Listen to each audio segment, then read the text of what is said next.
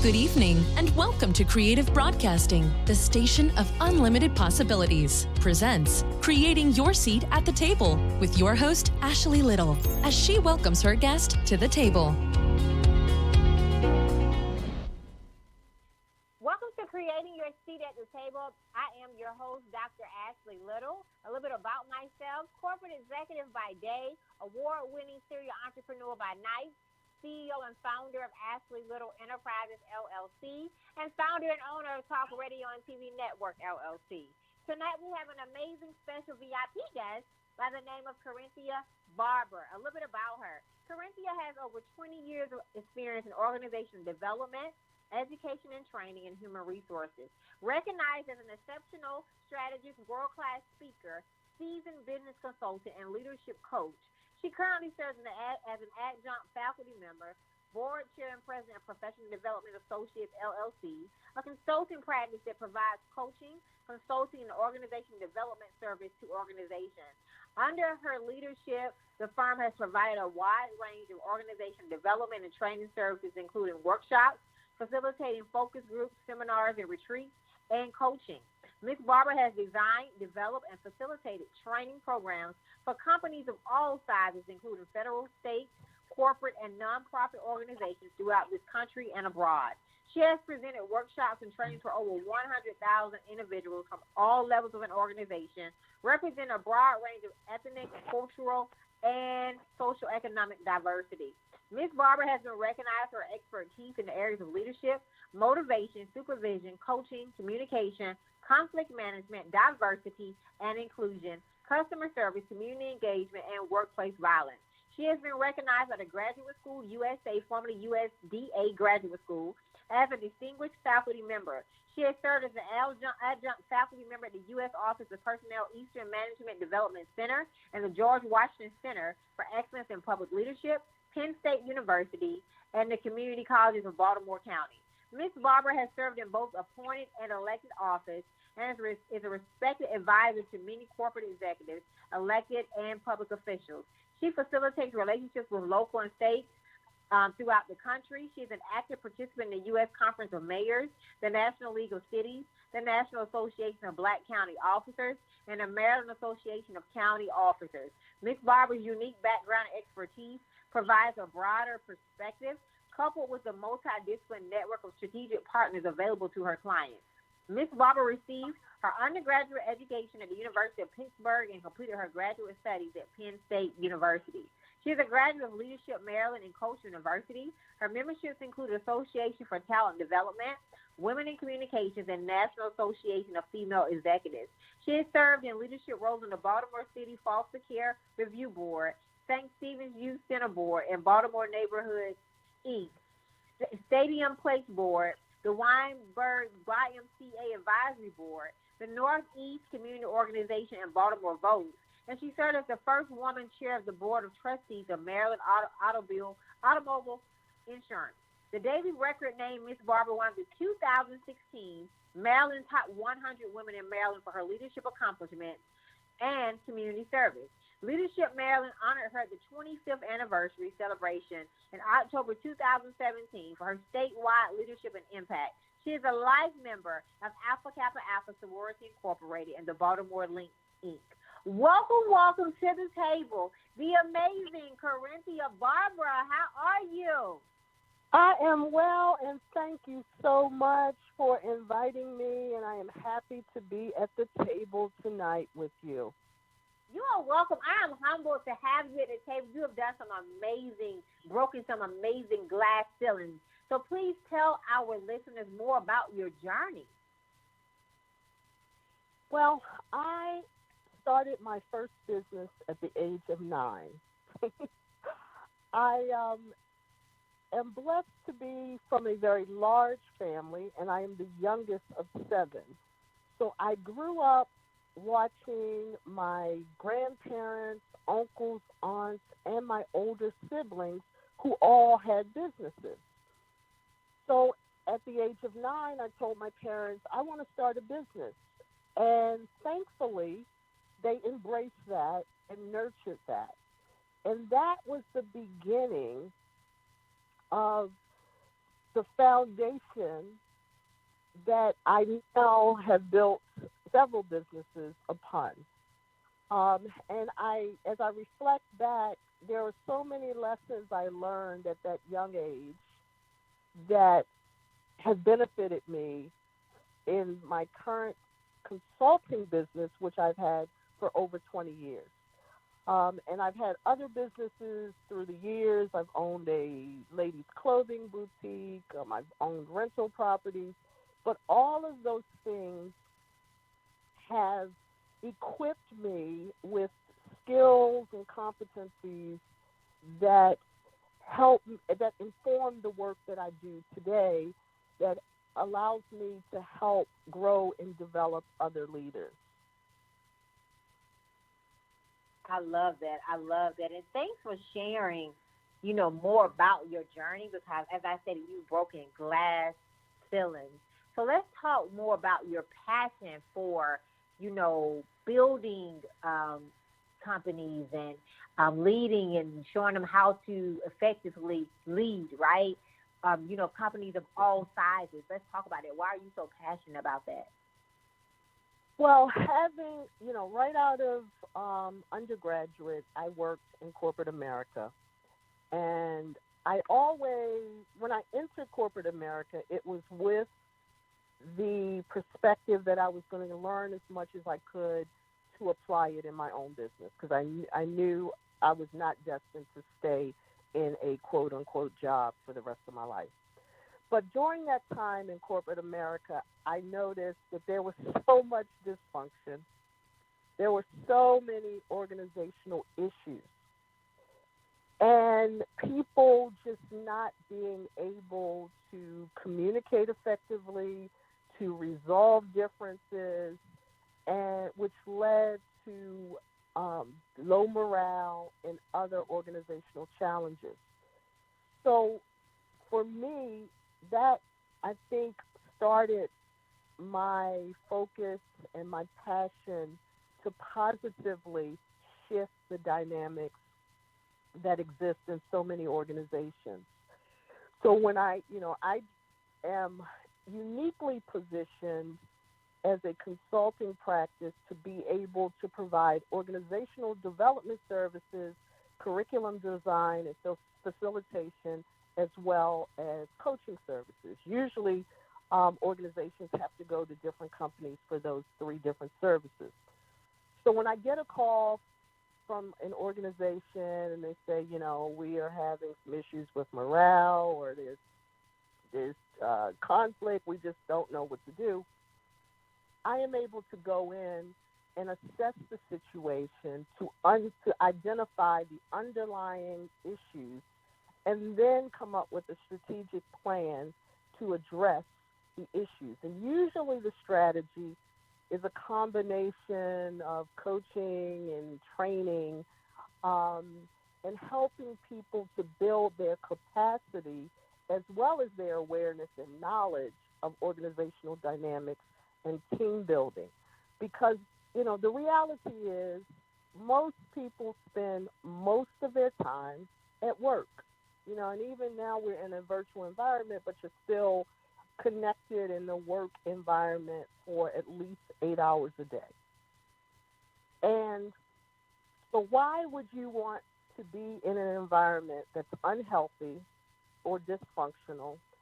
And I have come across so many people who have described to me, how at the end of their career, they're now looking forward to doing what they really enjoy.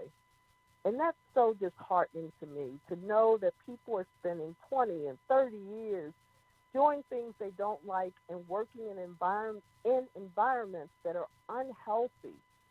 So that has driven my passion to ensure that we can shift that dynamic and create healthier, supportive environments so people can grow and nourish and develop and contribute in a healthy and supportive work environment. And thanks for sharing that, because that's so important. There's a couple of things I want to take out of, from what you just said, because, and I know, and I found this to be very true. People don't leave organizations and companies because of organizations and companies. They leave because of leadership, right?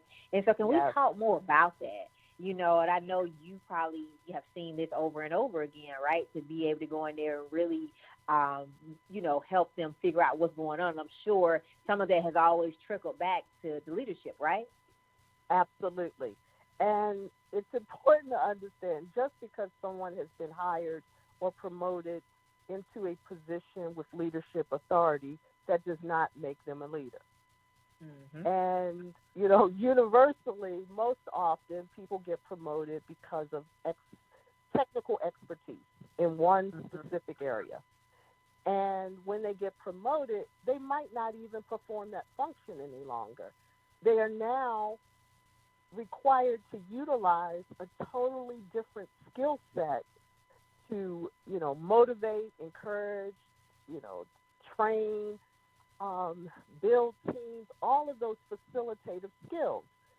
So it's incumbent upon individuals to recognize what they bring to those positions and be committed to doing the work to enhance their skills to become more effective. But, too often that doesn't happen.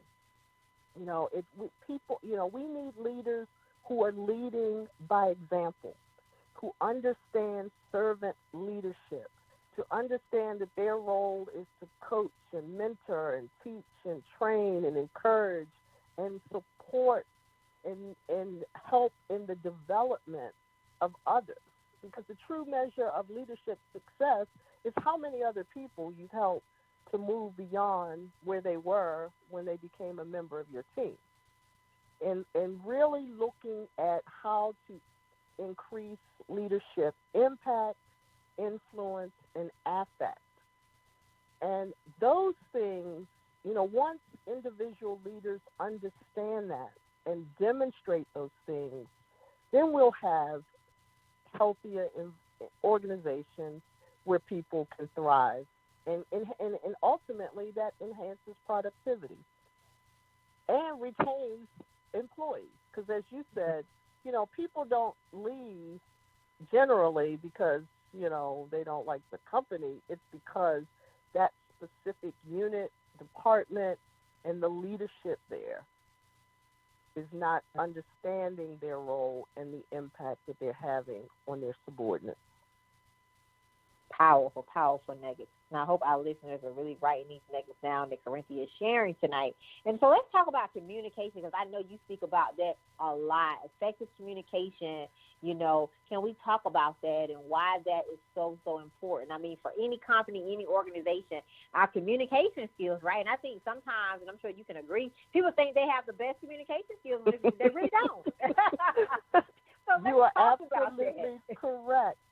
Communication is the foundation of personal and professional success. And most people, unfortunately, do not communicate effectively. So think about it. Many of us never had any training, a course, or workshop on effective communication. We just kind of do it. And there's a range of skill in terms of what we each bring. And I recognize that most people do the best they can with what they have, but there's a range of what people bring to the communication process. So, and particularly as it relates to leadership, and if we're talking about leadership in an organization or in your community or your fraternity, all of this applies, and the same principles of communication apply. It's important for us to understand what is our leadership message, because people hear us before we've opened our mouths. From our demeanor, our attitude, our nonverbal behavior, and many times people have shut down before we've opened our mouths, and we don't even realize it. It's also important to understand that each one of us brings a multitude of diversity to the communication process, and that goes beyond gender and race. our background, our experiences, our education and training, all of that informs our communication patterns. So it's important that we recognize that we have to understand as much as we can about the individuals that we're communicating with so that we can ensure we overcome any potential barriers that may get in the way of our ability to communicate effectively with him or her. Language, we assume that the words that we use have the same meaning and connotation for everyone as they do for us, but they don't. Depending on what generation we're in, depending on what region of the country or the world we're from, words might not necessarily have the same connotation. And if we're using words from the point of view that everybody understands it in the way that we do, we're more than likely going to be experiencing some communication challenges. So it's important that we recognize that communications is something we always need to be attending to. We never get to the point where we fully arrived and never have to worry about it again, because it often requires us to shift from person to person, depending on many of those dimensions of diversity I mentioned, as well as our relationship and our history and past with that person. And understanding that listening is so important in the communication process. There's an expression that God gave us 2 ears and one mouth for a reason. And that would suggest that we should be listening twice as much as we talk. But unfortunately, the opposite generally occurs. A lot of people do a lot of talking and very little listening. And listening with the intent to understand, not with the intent to respond, helps us to understand one another. And that's the key, really, to communication. Communication exists for us to facilitate understanding. And understanding helps us to build relationships, whether they're professional or personal relationships. But oftentimes, the void in the communication process gives rise to conflict, and then we're more challenged because we need communication skills to be able to resolve conflicts. Oh, thank you for just really breaking that down, because that's so important. I really hope our listeners are taking these nuggets down, because that's so important. A lot of people think they know how to communicate, but they really, really don't. And like you said, listening to understand, that is so, so key. And a lot of people struggle there, right? And yes. So yes. What are some strategies you would give to leaders that are listening, people that are looking to grow within the corporate ladder, people who will continue on, entrepreneurs, CEOs? What are some strategies you would give to them to help them in that area of listening to understand? Well, I would encourage them to take a effective communications training. Mm-hmm. In addition, I would ask them to ask for feedback from those individuals who they communicate with most often, and be open to receiving that feedback. Because the research has shown that our communication is most challenged with those closest to us, and that is our family and our coworkers, because we make so many assumptions and we already know what they're going to say, so we don't take the time to listen. So one, being open to feedback, being committed to working on enhancing those skills, and that would include also taking a communication skills inventory, so that you have more information about how you communicate most often, and most assessments give you information regarding how you generally communicate and then how you communicate under stressful situations. So it's important to understand that and the impact of your communication style on those that you interact with. Once you have that information, then you can commit to making the necessary adjustments to get more positive results. Powerful. And as far as listening to understanding, so you have that nuggets for that. And so what is some strategy you would give to, CEOs, entrepreneurs, and leaders who are looking to, and let's just probably focus on corporate America, the leaders that are looking to go up the corporate ladder, what are some tips and strategies you would give to them that are looking to go on these executive level positions, right? What are some strategies you would give them? Okay, so when you are having a conversation, initially, level one listening is basic acknowledgement. Okay, so that's those encouragers. Tell me more. Yes. So that tells the person that you are still listening, you're with them, and you're interested in hearing what they have to say.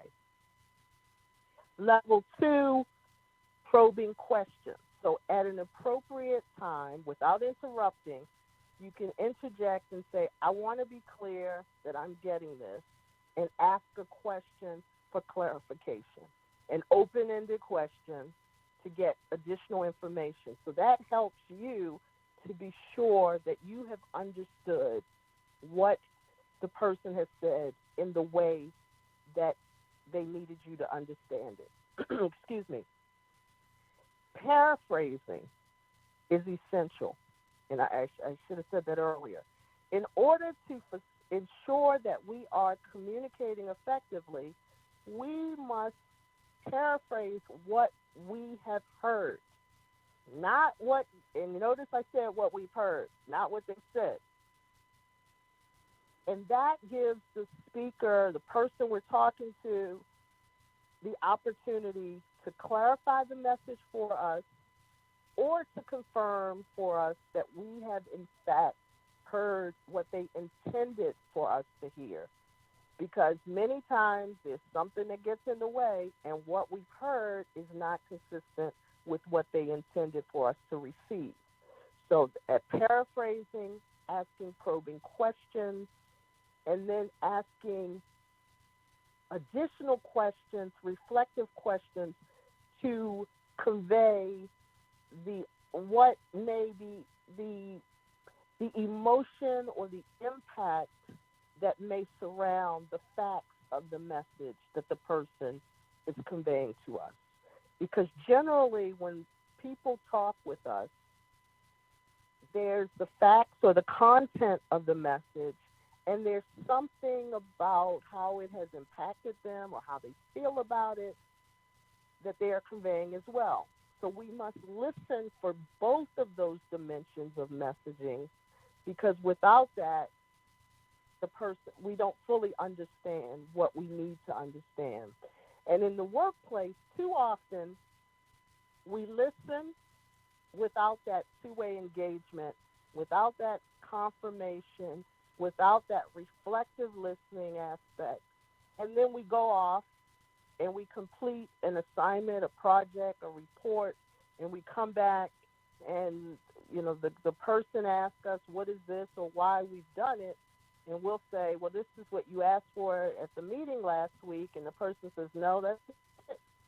And then we're in a cycle of negativity, simply resulting from ineffective communication and our inability to actively listen effectively. And I want to go a little deeper there because I know, and I think you had a room on this in Clubhouse. Clubhouse is such an amazing tool now about gender roles, men communicating versus women communicating, right? Can we talk more about that? Yes. So there are differences in the way that most men and most women communicate. Notice I said most, because not all. But generally, men and women are socialized differently, and that comes out through our communication patterns. So women tend to be more process-oriented in their communication patterns, while men tend to be more task or goal-oriented. So a woman generally provides more detail and take you on a discovery. and a male will just get you to the point. So when those two come together, it's very much like John Gray said in his book many years ago, men are from Mars, women are from Venus. It's like two people communicating from two different planets. So it's important to understand those differences. And, I tell my clients, the more you know about the person you're communicating with, the better. So I now know that you communicate from a more direct style, and that's not how I communicate, but I'm not going to be offended by your short, direct, goal-oriented response to me as I would have been previously because I didn't understand it. And I know that you prefer to receive less details from me, so I'm going to try to craft my message a little more tightly and succinctly when I talk to you versus going through every single detail and action that I would normally do when I communicate. And for those who understand personality type indicators, there's information in type that helps us understand how we prefer to take in information. So when we understand that, coupled with our communication style, having that information, when I talked about understanding the dimensions of diversity that are present, quickly assessing, okay, I'm talking to a male person, and I know that this is how I generally talk. What adjustment can I make quickly to be more effective in my ability to communicate with this person at this moment? And the onus really, I believe, is on the person who's sending the message to make that adjustment. That's because I believe in servant leadership. So we should be other focused to meet people where they are so that we can have the desired impact and the desired outcome. And that also applies in when we're communicating. But the more we understand how we communicate and what our preferences are, and then just come acknowledging that everybody doesn't see it and experience it in that way. And understand that to be effective when communicating with someone of the opposite sex, it's important to know these things. And I believe that will minimize many cross-gender misunderstandings and conflicts. Absolutely, absolutely. And people don't really even think about the difference there, right? And I'm glad you broke that down, because that's so, so important. Instead of taking things personal, right? When it's really just, men communicate different than women, vice versa. You're right? Yeah. So. And and it goes back to, when I talked about how many of us are socialized, think about it. As a child, little girls have group type activities where everyone is encouraged to get along. There's no head baby doll dresser. it's a collaborative effort in playing, where boys are generally playing competitive sports with language that talks about a winner and a loser. And when a little boy falls down and hurts himself, many people will say, "Get up, you're tough, don't cry, you're okay." But the little girl, we will coddle. Those are early lessons that show up in adulthood in our communication patterns. And, often you will hear, in that I hear many women talk about men who are absent of emotion in conversation. But if we understood, we have in many cases, that is what we have taught males, that it's not manly to express emotion when you communicate. It is You are to fix something or to accomplish the goal, not to go through a process as most women are socialized to do. Mhm. Mhm. Wow. Wow. Wow. Wow. And so I ask all of my guests this question, Corinthia. You have built multiple tables for others and multiple tables for yourself. How did you create your seat at the table? That's a great question. I would say preparation, collaboration, networking, and assertively communicating my capabilities and competence to those who needed to hear it. Mm, powerful. Wow. Amazing. You have, created multiple tables, like I stated, since I met you on Clubhouse. I've been following you consistently, and I mean, breaking glass ceilings. And you said something so very important, collaborating and networking. And I think a lot of people miss the part about really building genuine relationships, because relationships are everything. Could you touch Yes. on how that has helped your business grow Oh my tremendously? goodness.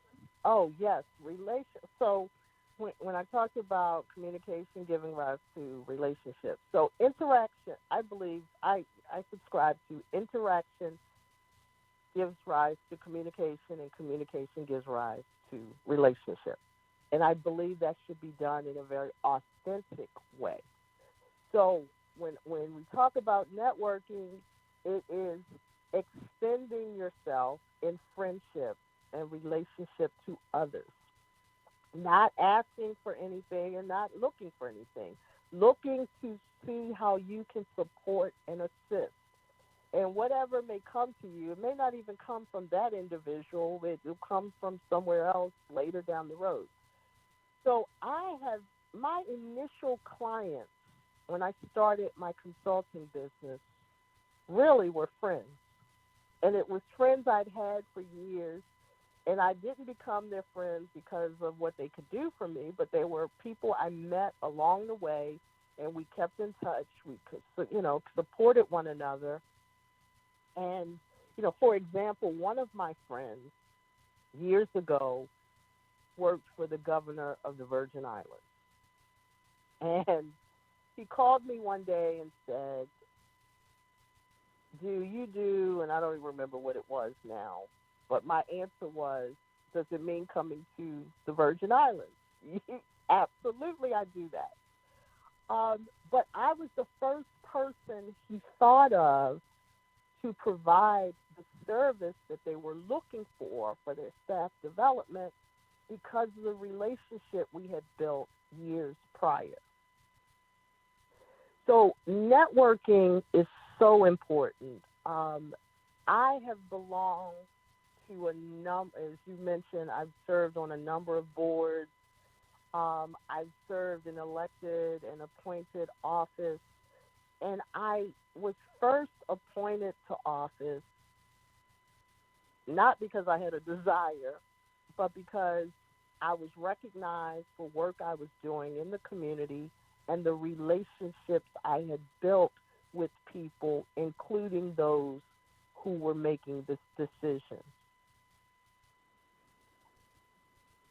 If there's nothing else, professionals of no matter where you are in your professional career,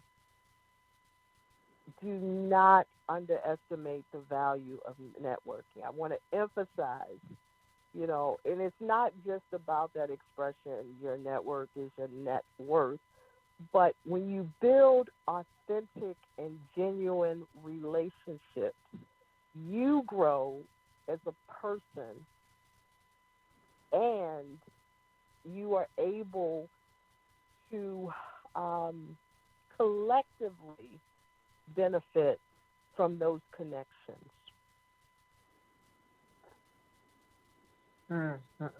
Powerful. And thanks for sharing that, because I think a lot of people talk about networking and collaboration, really don't know what it really means. And so thanks for shining light on that. So everybody has a process, and I think people see people accolades, but they don't understand that everybody has a process. So that's why, we should be happy for people, because everybody goes through a process. And so what did failure teach you on your journey? Persistence. That a failure or lack of accomplishing the mark was not a reflection of me as a person. It just meant I needed to do more, work harder, build, be stronger. So it has made me more resilient, more committed, and I'm always evaluating. And just like in addition to the networking, it's important for folks who are leaders to evaluate every relationship in their lives periodically to ensure that they are in alignment and that they are positive, because you don't want any negative energy in your inner space that will deter from your ability to positively impact others, because the energy we receive affects the energy we're able to put out. So, I have learned that I have grown so much from those disappointing moments. And I have probably broadened my perspective in some areas as a result as well. Because sometimes when your focus is a little limited, you're not open to other possibilities and ways to do things that you may not have considered before. And thanks for sharing that, because that's so important, because, at the end of the day, it's all about the lesson, right? It's all about the lesson that we learn. And so you're very successful. So what did success teach you? That, and I learned this before being successful. My parents instilled in all of us, three things: reverence for God, value of education, and a sense of civic responsibility. So to whom is given, much is required. So I believe that I am blessed, or I am successful, to enable me to help others. So I am driven to do more, be more, and help more individuals, because I believe that, the true measure of success is not about, what you do for yourself or yours, helping other people. It is. It's about reaching back, pulling forward, inviting others to the table. You hit it right on the head. So yes. I love that. I love that. And so, Corinthia, what can we expect from you the rest of 2021? We're getting ready to finish the first quarter in 17 days. So what can we expect from you the rest of 2021? What do you have coming up? All that great stuff. Okay, so I am going to be launching some digital products, some ebooks in the next few weeks, actually. And I will be launching the Communications Clinic. As you noted, communication is near and dear to my heart, and I believe that it's so essential that everyone program together to help individuals enhance their communication skills. I will also be launching the Leadership Institute that will help individuals assess their leadership capabilities and whether they are aspiring leaders, new leaders, or executive leaders, to work on those things that will catapult them to the next level. Awesome, awesome, awesome. Well, super congratulations on all the amazing things that you've already done, that you're getting ready to do. And for our listeners, make sure you sign up for this program. Make sure you connect with Corinthia. She is definitely somebody to know and to connect with. And so this has been a powerful interview. So, Corinthia, will you please tell our listeners how they can follow you on all social media platforms, including Clubhouse, and connect with you and book you? Okay. So on LinkedIn, I am Corinthia A. Barber. So please follow me there. And on all other social media platforms, Twitter, Instagram, and Clubhouse, I am KB Motivator. And on Clubhouse, I have a club called the Empowerment Club, where I address many of these topics that we talked about tonight: communication skills, workplace etiquette, and leadership. So please connect with me there. Awesome. So make sure you all follow and support Corinthia. She's definitely someone to know and connect with. Corinthia, this has been an amazing interview tonight. I am humbled to have you at the table, and I cannot wait to invite you back to the table. Well, thank you so much. It has been a delight for me to be here. I appreciate all that you do, and I'm glad that we have connected, and I look forward to future conversations with you. Absolutely. This is a collaboration that will continue to grow, so I'm looking forward to continuing to grow with you. Okay. Awesome. So I would like to give a special thanks to my intern, Sarah, who is a Tennessee State University alumni.